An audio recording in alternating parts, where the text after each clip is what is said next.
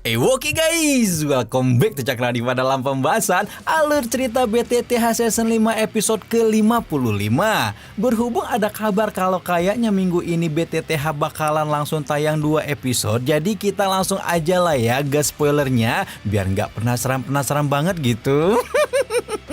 Oke, kita review dulu alur cerita di spoiler sebelumnya ya, di mana diceritakan Choyan berhasil meredam penyerangan Sekte Yunlan pada keluarga Meteor dan menghabisi 9 ahli-ahli milik Sekte Yunlan hanya dalam sekejap mata. Baru setelah menyelamatkan keluarga Meteor dari kehancuran, Choyan langsung diajakin meeting bareng sama petinggi keluarga Meteor, di mana pertemuan itu harus diganggu dengan tindakan barbar Kanjeng dan Xian yang mencuri benda berharga keluarga Meteor hingga membuat Choyan murka. Terus ceritanya gimana dong? Penasaran kan? Ya udahlah, langsung aja kita terobos. Kuy.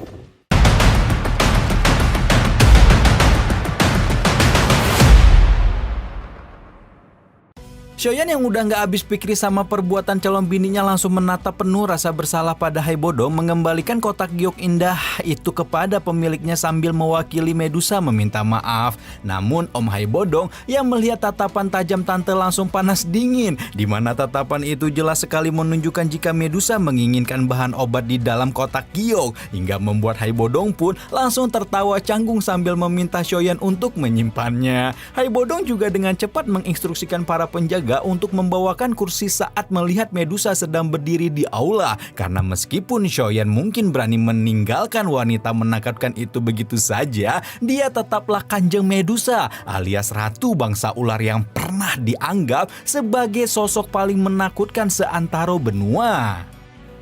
Baru setelah melihat Medusa duduk dan menyesap cangkir tehnya dengan anggun, Hai Bodong pun berbisik kepada Choyan mengatakan kalau sekarang dia paham keberadaan Medusa lah yang menjadi alasan kenapa Choyan sepercaya diri ini untuk melawan Yunsan. Choyan hanya menghela napas dan meminta Om Hai untuk tidak terlalu berharap pada Medusa, karena si Kanjeng ini suasana hatinya begitu berubah-ubah layaknya cuaca. Ya nggak salah juga sih perkataan Choyan, bagaimanapun melihat pemuda itu berbicara dengan santai kepada Medusa saja sudah merupakan pemandangan langka. Kalau sampai Choyan benar-benar berhasil meminta si Kanjeng bertarung untuknya dengan sukarela, Hai Bodong bakalan pundung di pojokan meratapi kejombloannya yang cukup kekal abadi sampai dikalahin sama bocah kemarin sore kayak Oyan. Kembali lagi ke pembicaraan serius, Hai Bodong menawarkan diri untuk menjalin hubungan kekuatan-kekuatan besar kekaisaran agar bisa menambah ahli di sisi mereka, seperti halnya Fama dan Jia Xingtian. Obrolan ini kembali membuat Choyan bersikap dingin acuh dan tak acuh, jelas sekali menunjukkan betapa pemuda itu merasa sakit hati dengan tindakan netral yang diambil kekuatan besar kekaisaran saat dia diburu 3 tahun yang lalu. Sekali lagi Hai Bodong hanya bisa menghela napas baru kemudian menjelaskan pelan-pelan kepada Choyan bahwa kekuatan Sekte Yunlan saat ini sama dengan kekuatan dari setengah kekaisaran. Meskipun Choyan akan berhadapan dengan Yunsan dan sekutu yang dia bawa dari wilayah sudut hitam akan bertanggung jawab untuk melawan para petinggi sekte, masih ada ahli-ahli lain dan bahkan aula jiwa yang harus mereka pikirkan.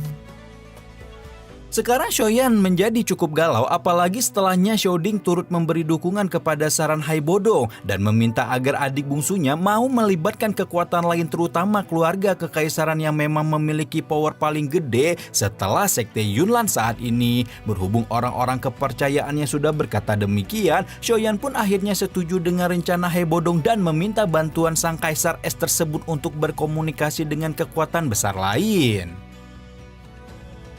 Selesai membicarakan kekuatan besar di kekaisaran Jama, Hai Bodong sekarang melanjutkan pembahasan ke satu sosok yang bisa dibilang memiliki pengaruh yang cukup besar juga di kekaisaran Jama, dan merupakan hal yang sangat bagus jika Choyan mampu menarik sosok itu ke sisi mereka. Dia adalah Sang Raja Pilguhe yang merupakan seorang alkemis tingkat 6 dengan pamor luar biasa yang tidak berlebihan kalau dibilang mampu mengumpulkan setengah dari 10 ahli terkuat kekaisaran dengan kemampuan pemulihan obatnya. Choyan mengangguk-angguk paham benar betapa besar pengaruh dari seorang alkemis tingkat 6 seperti halnya Han Feng yang bahkan bisa menaklukkan wilayah sudut hitam tanpa mengucurkan keringat sedikit pun.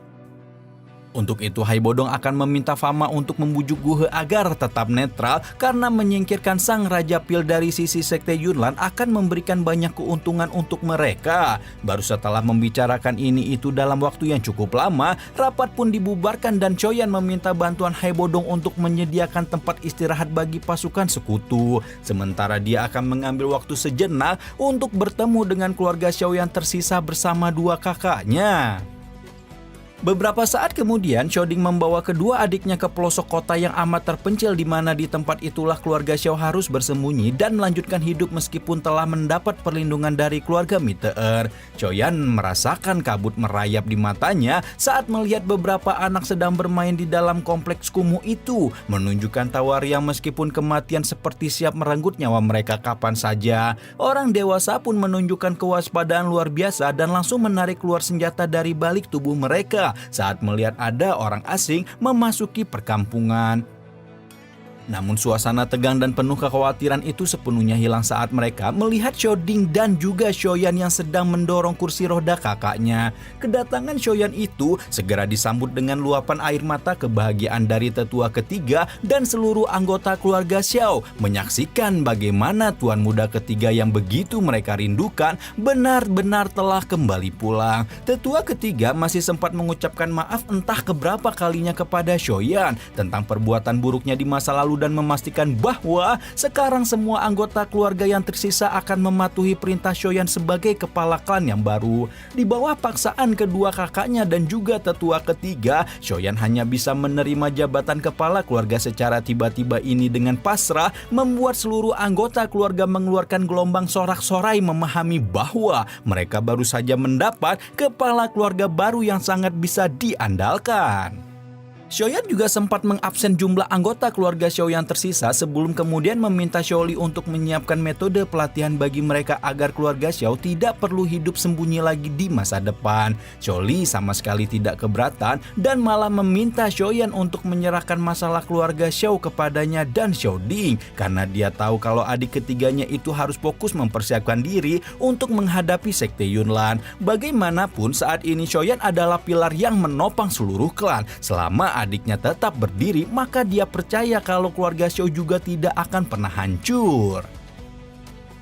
Kekalahan Sekte Yunlan dalam operasi penyerangannya sendiri telah membuat kekuatan terbesar kekaisaran itu menjadi diam. Tidak mau banyak berspekulasi, Xiaoyan dan keluarga Meteor memilih untuk melakukan rencana-rencana yang telah mereka susun, tidak terkecuali menghubungi faksi-faksi besar kekaisaran. Berhubung sekarang ada Xiaoyan di sisi keluarga Meteor, faksi-faksi itu tidak berani bersikap acuh tak acuh pada ajakan Haibodong, hingga sang Kaisar Es itu berhasil mengumpulkan hampir seluruh faksi penting kekaisaran dalam sebuah pertemuan besar. Haibodong dan Yafei baru saja ingin menemui Xiaoyan untuk mengabarkan pertemuan besar yang akan diselenggarakan di Asosiasi Alkemis. Saat dia melihat si tuan muda ketiga keluarga Xiao sedang berjalan santai di lorong pavilion bersama dengan Xian dan juga Kanjeng Medusa.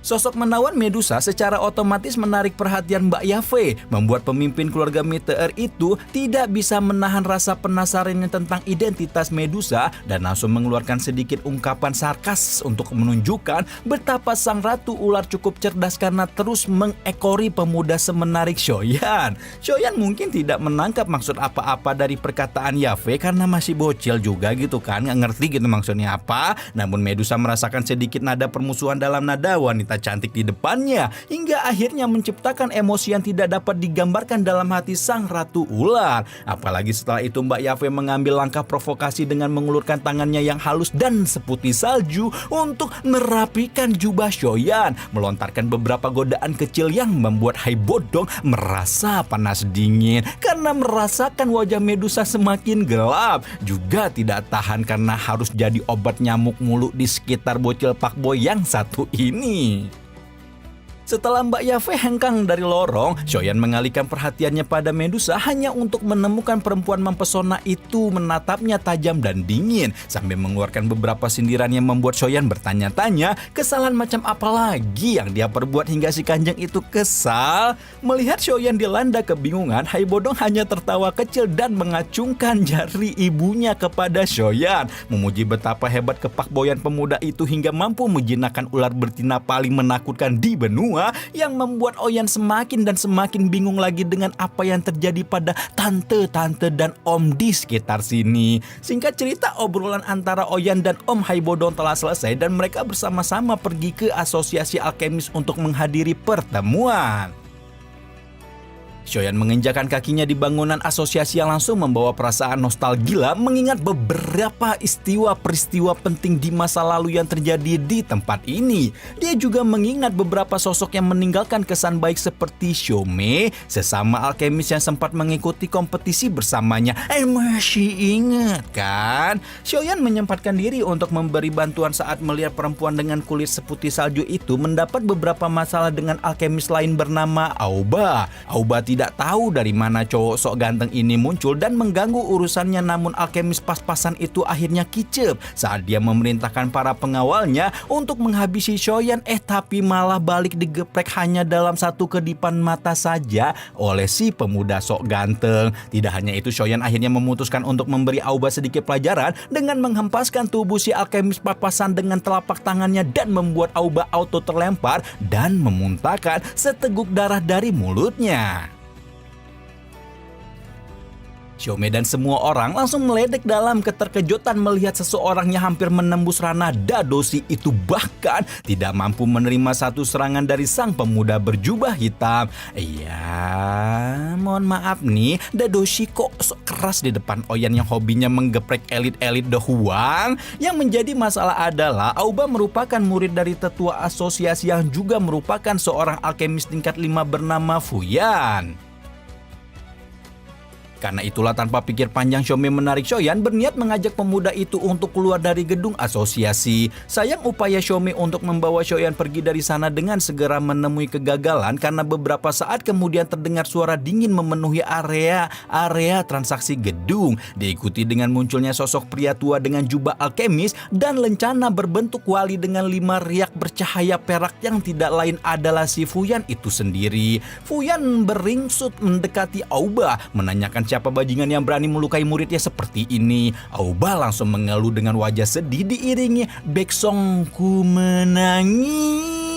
Saat alkemis pas-pasan itu mengarang bebas tentang dia yang hanya ingin membeli bahan obat untuk ulang tahun Fuyan. Namun kemudian Shoyan datang dan mengganggunya merebut bahan obat yang mau dia beli dan menggebuknya hingga babak belur seperti ini. Fuyan sama sekali tidak menggubris Shome yang ingin menjelaskan kejadian sebenarnya dan fokus kepada Shoyan untuk mencari tahu siapa identitas asli dari sang pemuda. Namun emosinya tersulut saat Shoyan mengeluarkan tawa ejekan menyayangkan kualitas asosiasi alkemis yang terjun bebas hingga menjadikan seorang penindas layaknya Fuyan sebagai tetua asosiasi. Wajah alkemis tingkat 5 itu berubah hijau saat dengan penuh emosi dia berkata tidak akan membiarkan Shoyan keluar dalam kondisi selamat sentosa dari bangunan asosiasi. Bukannya Shoyan yang marah mendengar ancaman itu, tapi ancaman Dek Zian yang sebenarnya terus ngintilin Shoyan sejak mencuri bahan obat keluarga Meteor beberapa waktu lalu. Tepatnya Shoyan yang membawa Zian kemanapun dia pergi karena takut si loli gemes itu diculik lagi sama Kanjeng buat nyolong bahan obat lain. Shoyan melambaikan tangannya meminta Zian untuk tenang sebelum kemudian menarik kedua temannya untuk pergi meninggalkan kerumunan yang semakin sesal melihat perseteruan Shoyan dengan Fuyan. Melihat betapa pemuda bau kencur itu berusaha mengabaikan dirinya, ekspresi gelap segera hinggap di wajah Fuyan ketika Doki yang kuat meletus dari dalam tubuhnya saat tetua asosiasi alkemis itu mengatakan kalau hari ini dia akan menggantikan guru Shoyan mengajari bocah itu beberapa pelajaran. Doki merah menyala meringkuk dan bangkit di telapak tangan Fuyan seperti api yang ganas. Tetua asosiasi alkemis itu segera berubah menjadi sosok api merah yang melesat secara eksplosif ke arah punggung Shoyan, membuat cukup banyak orang di aula mengeluarkan seruan ketika mereka melihat bahwa Fuyan benar-benar mengabaikan statusnya dan menyerang generasi yang lebih muda seperti ini. Pertarungan ini juga tidak bisa dipandang sebelah mata karena sebenar-benarnya Fuyan adalah seorang ahli di tingkat doa sehingga hampir tidak ada orang yang berani menyinggungnya bahkan di seluruh wilayah ibu kota kekaisaran. Fuyan bergerak mendekati Xiaoyan dengan cara seperti kilat, niat untuk melayangkan pukulan kerasnya ke tubuh pemuda itu. Namun belum sampai tangan Fuyan mengenai tubuh Xiaoyan, sang pemuda mengayunkan lengannya membuat arus energi kuat mengular, membuat Fuyan dikirim terbang sebelum akhirnya menabrak tanah dengan menyedihkan. Kejadian yang begitu cepat itu membuat semua orang tercengang, tidak terkecuali Fuyan yang berubah menjadi gila setelah dipermalukan seperti ini. Fuyan mengatupkan giginya dan mengutuk, di mana tetua asosiasi itu baru saja akan mengeluarkan serangan lagi ketika suara guntur saman menggema di aula transaksi, sebelum kemudian pemuda berjubah hitam itu tiba-tiba saja muncul di hadapannya seperti hantu. Seluruh tubuh Fuyan terasa membeku saat pemuda itu meraih lehernya dalam genggaman, menatapnya dengan pandangan dingin sebelum menegaskan bahwa orang seperti Fuyan tidak memiliki kualifikasi untuk menggantikan gurunya alias Abah Yolo. Xiaoyan tertawa dingin sebelum menoleh ke sudut aula meminta Fama untuk keluar dari sana dan tidak diam-diam baik melihat kebobrokan asosiasinya. Segera saja suara penuh kejutan terdengar memenuhi aula saat mereka secara bersamaan menoleh ke pojok ruangan melihat sosok ketua asosiasi alkemis Fama keluar dari balik tembok dengan tawa tidak berdaya. Fama menyapa Xiaoyan singkat menanyakan kabar sang tuan muda ketiga keluarga Xiao itu yang sekarang sudah jauh berbeda dibanding pemuda yang dia temui 3 tahun lalu. Sikap Fama yang tampak begitu menghormati Xiaoyan tentunya membuat seluruh hadirin dan hadirat tergelak dalam keterkejutan. Namun ketika mendengar nama yang dilontarkan Fama untuk memanggil si pemuda, semua orang bisa paham dari mana asal kepercayaan diri yang dimiliki oleh bocah anta beranta ini, karena sebenarnya dia adalah Xiaoyan alias sosok yang menggagalkan serangan sekte Yulan pada keluarga Meteor, menghabisi beberapa elit Dohuang dan Dowang dengan tangannya sendiri hingga membuat kekuatan terbesar kekaisaran itu dihancurkan dengan sangat menyedihkan.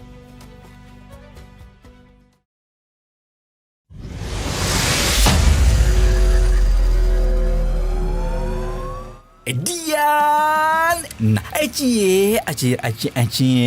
akhirnya Medusa terang-terangan cemburu nih. Penasaran gak sih nanti kira-kira gimana kalau Medusa ketemu sama Dek Sun-er yang bakal sama-sama jadi bini Xiaoyan? Dan bagaimana juga keberjalanan pertemuan faksi-faksi besar di kekaisaran yang akan Xiaoyan ikuti? Pertemuan itu akan menjadi cukup panas, apalagi di tengah meeting Xiaoyan akan mendengar kabar pernikahan antara Mbak Yun dengan Om Guhe. Kalian penasaran gak ceritanya? Mau dilanjut gak nih? Tulis di kolom komentar sebanyak-banyaknya ya. Rama di sini pamit. Bye-bye.